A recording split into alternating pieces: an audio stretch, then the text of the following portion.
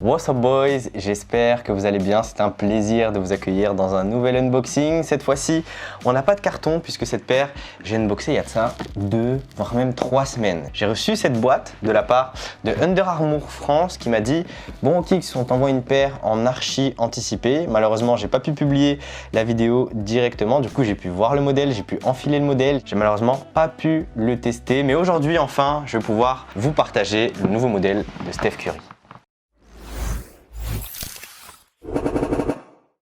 Yo yo yo les gars, j'espère que vous allez bien. Enfin, je peux vous publier cette vidéo, je peux vous publier cet unboxing du nouveau modèle de Stephen Curry. Bon déjà, la première différence, c'est qu'on a un logo qui est complètement différent du premier logo de Steph Curry qui était un S, un C avec le logo 30.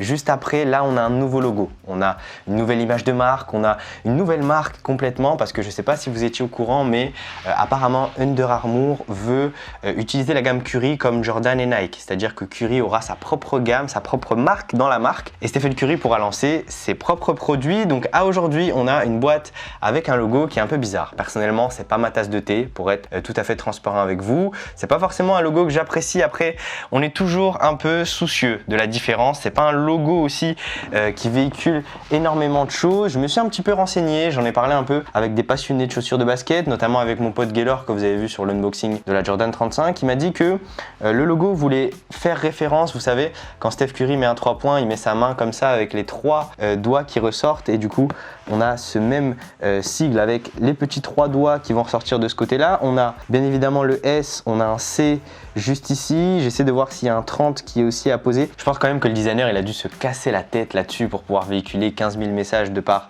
son logo. En tout cas, je trouve que si jamais ça fait référence aux 3 points, c'est assez intelligent. En revanche, le S et le C, ils sont difficilement identifiables quand on le regarde au premier abord. Bon, je vous casse pas la tête avec le logo. Je vous laisse quand même me dire ce que vous en pensez en commentaire. Est-ce que vous kiffez, est-ce que vous kiffez pas? C'est toujours intéressant de pouvoir aussi avoir les retours de la communauté. Comme d'habitude, n'hésitez pas à liker la vidéo et à vous abonner à la chaîne. Et je vous propose qu'on regarde ce qu'il y a à l'intérieur de cette boîte. Bon les gars, il est temps d'ouvrir cette boîte. Here we go.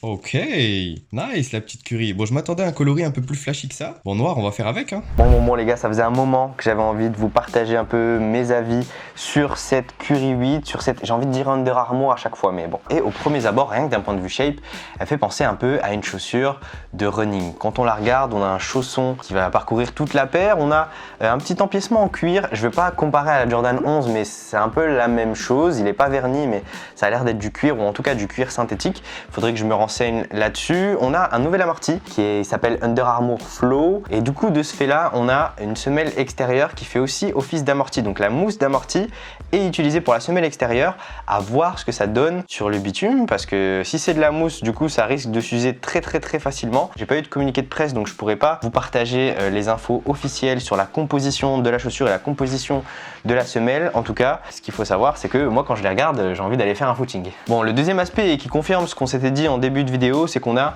le nouveau logo de Stephen Curry qu'on peut retrouver sur la languette, mais aussi sur la partie extérieure de la chaussure. On va pas retrouver le logo Under Armour. Alors attendez, coupez-moi si je me trompe. Si, on va le retrouver juste sur la partie de la semelle extérieure. Voilà, c'est un peu discret, c'est du noir sur noir, c'est un peu de brillant. On a quand même le logo Under Armour, donc on connaît la maison. Qu'est-ce qu'on peut avoir d'autre? On a des petites étoiles sur la partie arrière, on en a 5 avec l'appellation Curry qui est positionné sur la languette au niveau du tendon d'Achille. Elle s'ouvre aussi assez facilement. On sait que Curry met des chevillères, donc là on a un moyen d'ouverture et un chausson externe qui est assez malléable. On voit aussi que la chaussure remonte assez haut à l'arrière et c'est sûrement bon signe pour le maintien global de la paire. Je disais qu'on n'avait pas de logo Under Armour, on en a aussi un sur la partie arrière de la chaussure. On a un système de lassage qui paraît assez classique. On a eu plusieurs tests de la part de la gamme Under Armour. On a eu un système de lassage sur la 6 qui parcourait tout l'arrière de la chaussure. On a eu un système assez classique sur la 7 et là on se retrouve avec des passants à lacets qui sont quand même assez renforcés sur la 8. La paire a l'air quand même d'être archi ventilée parce qu'on est sur du textile sur la globalité du chausson. Je vais juste enlever le plastique à l'intérieur. Et effectivement, on est sur du textile, mais en fait, les empiècements en cuir vont venir donner un peu plus de maintien à la paire. Elle va venir se plier assez facilement, donc ça c'est cool, ça va donner un peu de liberté de mouvement, elle a l'air assez légère. Par contre au niveau de la durabilité, je sais pas trop, je l'ai plié une fois, il a l'air d'avoir quelques petits plis qui vont apparaître sur le cuir. Au niveau des traces de colle, je trouve que c'est pas mal par rapport à l'unboxing de la Keri 5 de la semaine passée. On avait vu que c'était pas forcément ouf, là ça va, la paire a l'air d'être assez qualitative, ou en tout cas dans la moyenne des différentes fabrications qui sont faites. Au niveau des motifs de la semelle extérieure, je vous avais dit que cette semelle elle faisait en même temps amorti et en même temps du coup semelle extérieure, et comme vous pouvez voir on a des motifs qui sont assez spéciaux.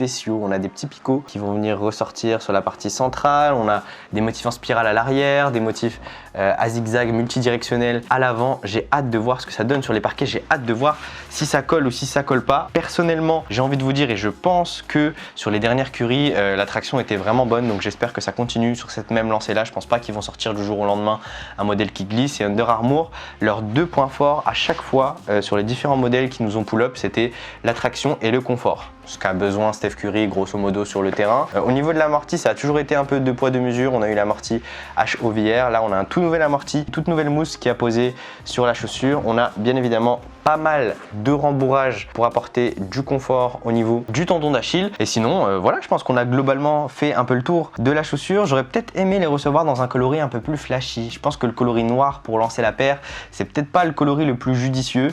Il aurait peut-être fallu un coloris Dub Nation, un coloris jaune, un coloris bleu aux couleurs des Warriors.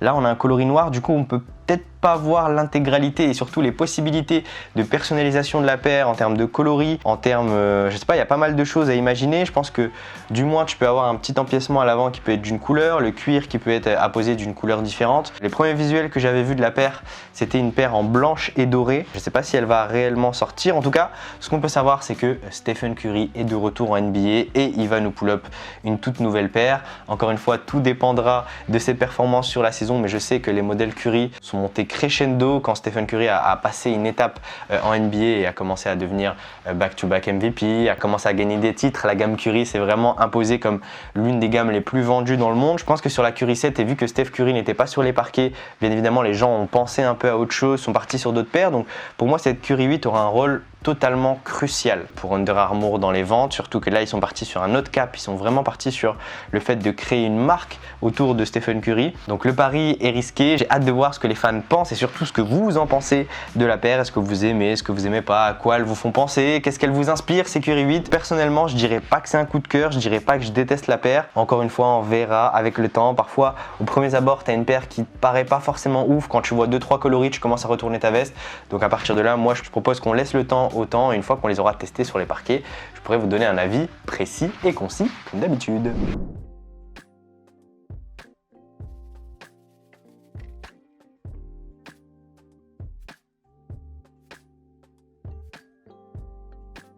Je trouve la paire grave confort quand on la porte. On sent que c'est une Under Armour Curry, ça change pas. Je trouve qu'on a une belle assise. La paire est très large au niveau de la semelle extérieure. On sent qu'il y a une grosse largeur ici du coup.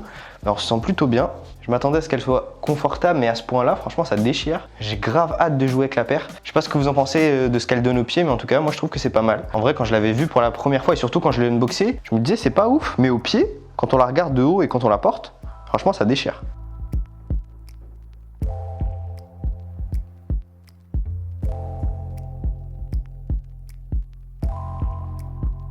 Franchement, nickel. Je pensais pas qu'on allait ressentir autant l'amorti dans la paire, mais en tout cas, c'est cool. Bon les amis, j'espère que vous avez kiffé la vidéo. Pour ceux qui souhaitent se procurer, c'est Under Armour Curry 8. J'essaierai de vous trouver le lien et de vous le mettre juste en dessous dans la description. Bon, sur ce, on se dit à très vite pour une nouvelle vidéo unboxing, un nouveau test ou un nouvel épisode de Hall of Kicks. Prenez soin de vous. Bang!